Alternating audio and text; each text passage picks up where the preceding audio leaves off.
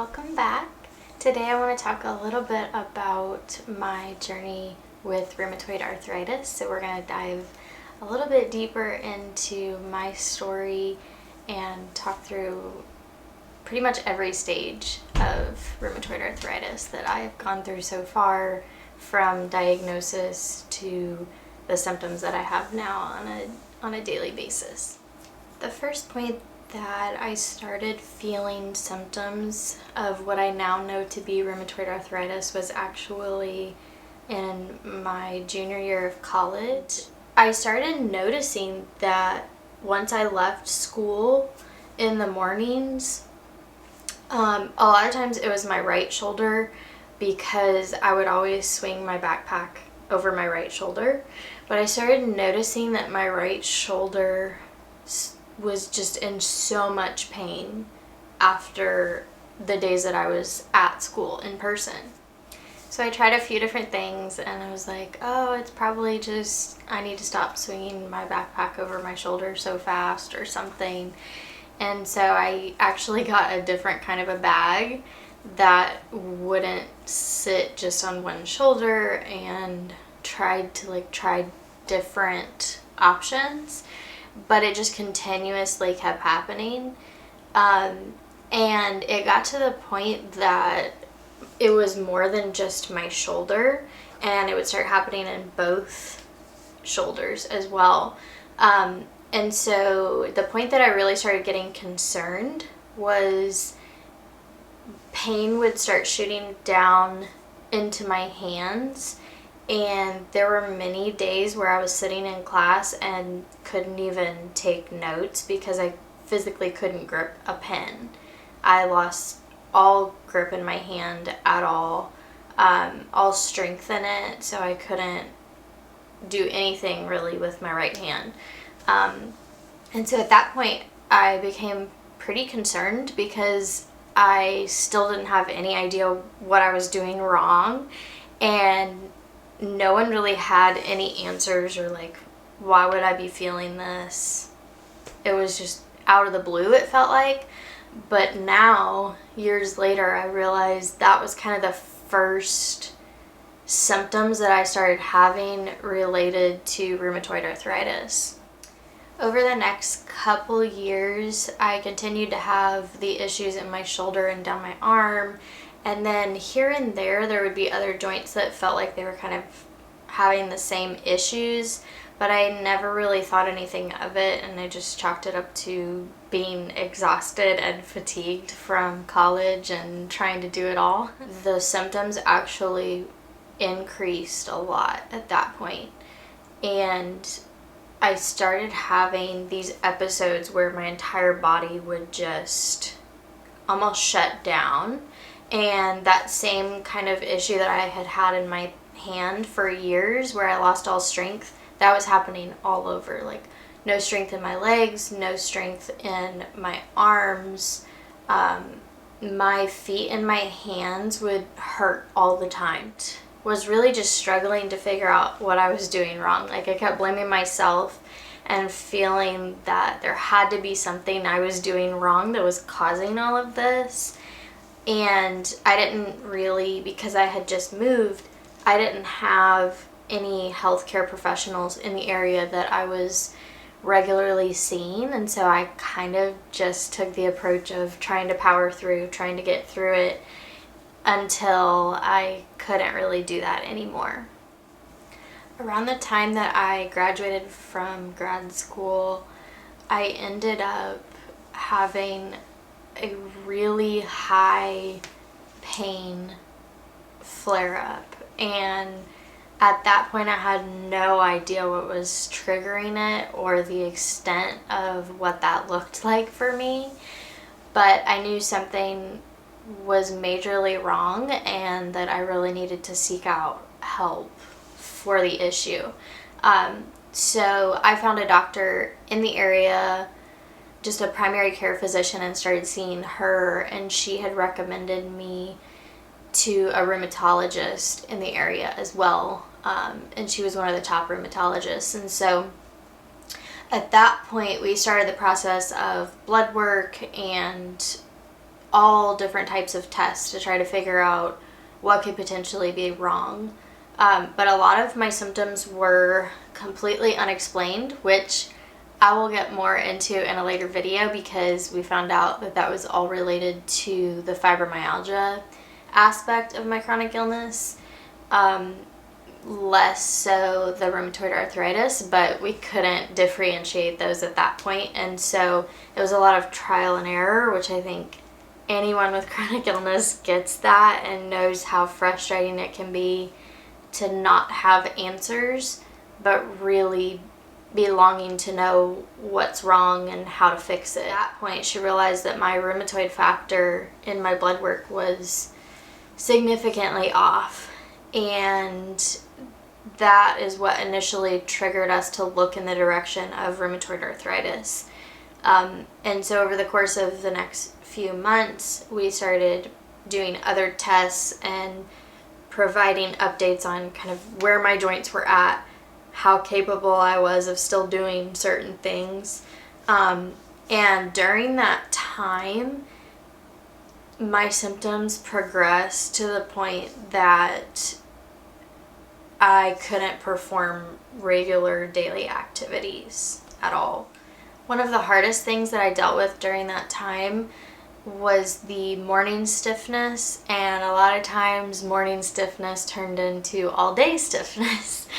But it was mostly in my hands and my feet, and I would essentially wake up, and what is generally supposed to be about 15 to 30 minutes of morning stiffness from the arthritis in the mornings would turn into several hours of extreme pain and stiffness in my hands and my feet.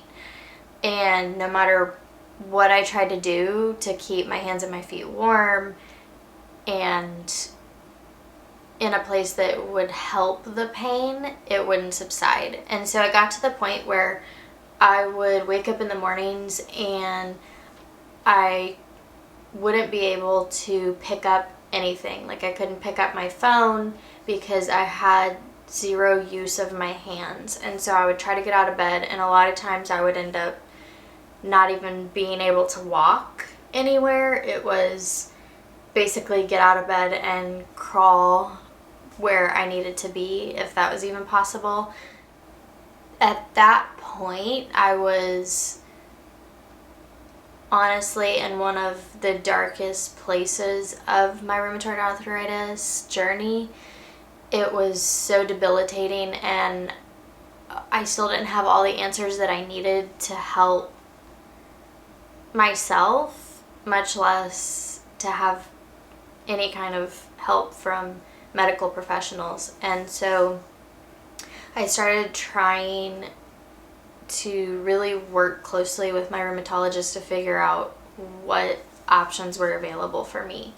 And so over the course of about 6 months to a year, we tried, I don't even know how many medications. Like, I was on so many different medications trying to get to the bottom of the issue and figure out what would knock the pain, but also what would enable me to do anything again. I finally got approval through insurance to be able to start a treatment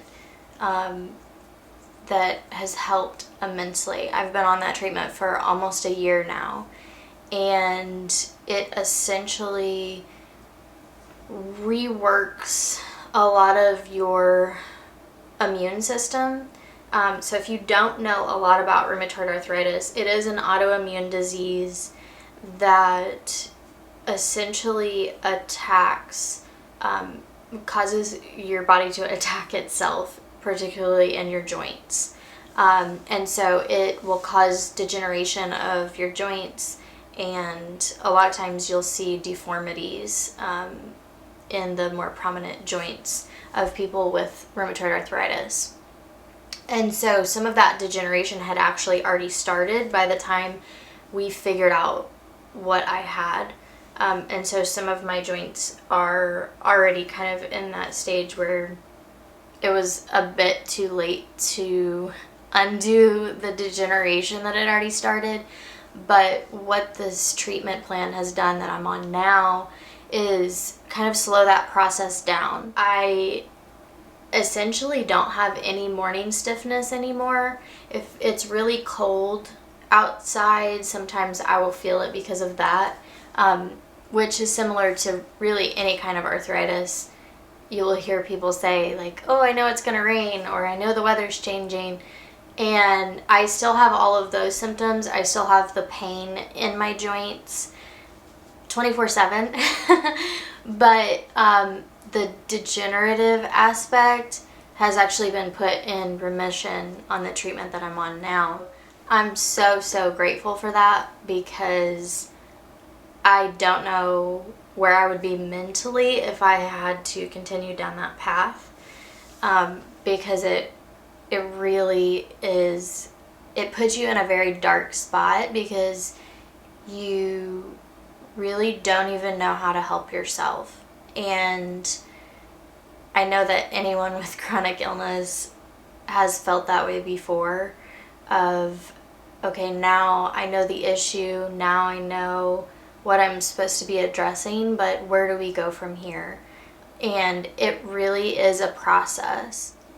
The frustrating part about chronic illness is that it impacts every person differently. So whatever treatment plan may work for me is probably not going to work for you. And so you hear all of these stories of other people and what's helped them, and you start to question yourself and question your reality, because it feels like something's wrong with you. Like, what am I doing wrong that their treatment plan that's helping them so much is not helping me? It's not addressing my issues.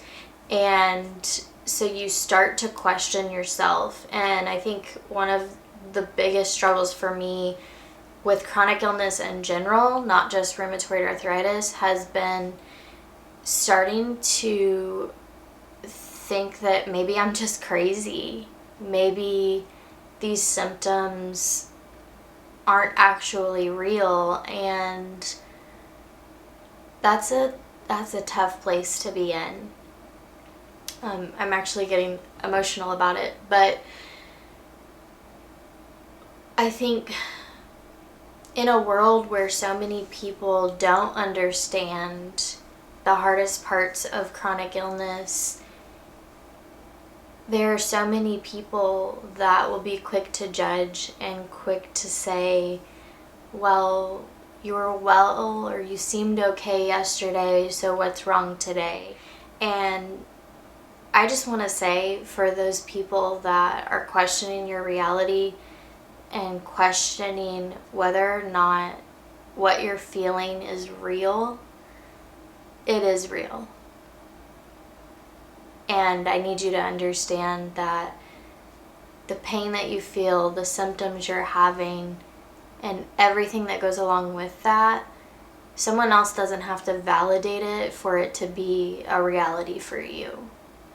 And stand on what you feel, stand on what you know is happening within your body, within your mind, and understand that if no one else in the world gets it, you are there for yourself, and I am here for you. I want to support you in that, because I'm walking that journey with you. I'm so glad that you've joined me today to talk about my story with rheumatoid arthritis. If you enjoyed this video, make sure to like, comment, subscribe, and share the video with your friends and family to help educate them on the battles of rheumatoid arthritis. And I will see you next week for another video.